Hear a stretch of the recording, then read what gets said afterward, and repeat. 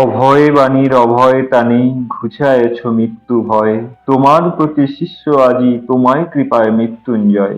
গীতার বাণীর মতোই তোমার শক্তিশালী অভয় বাণী, শান্তচিত্ত হবে শুনে এই জগতের সকল প্রাণী।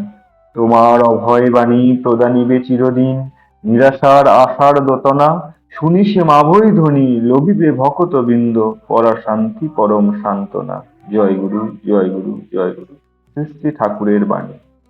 অভাব দিয়ে গড়া জগতে পূর্ণ সুখ শান্তির আশা বিড়ম্বনা, এখানে একধারে হাসি, একধারে কান্না, একধারে জীবন, অন্য ধারে মৃত্যু, একদিকে সংযোগ, একদিকে বিয়োগ, একধারে মিলন, অন্য ধারে বিরহ।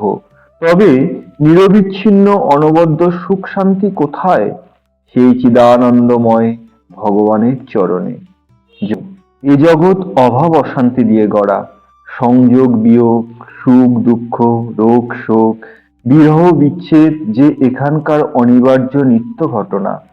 ইহা দূর হইবার নহে, কাহারও দূর হয় নাই।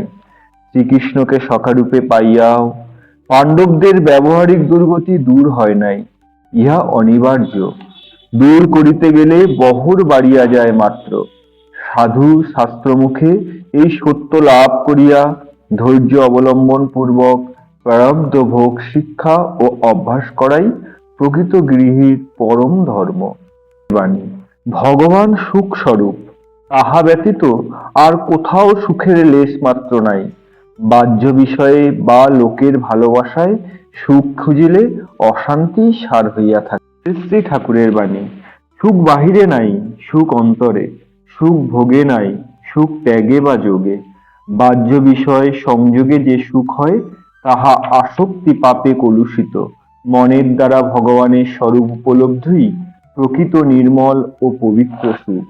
জয় গুরু। ভগবান বা গুরু কৃপা মানে ইহা নয় যে সংসারে স্ত্রী পুত্র লইয়া বেশ আরামে দিন কয়টা কাটাইয়া দেওয়া। বিধি নির্ধারিত প্রারব্ধ ভোগ করত মদন মরণের মধ্য দিয়া হাসি মুখে লক্ষ্যপথে অগ্রসর হওয়াই যথার্থ সদ্গুরু বা ভগবানের কৃপা।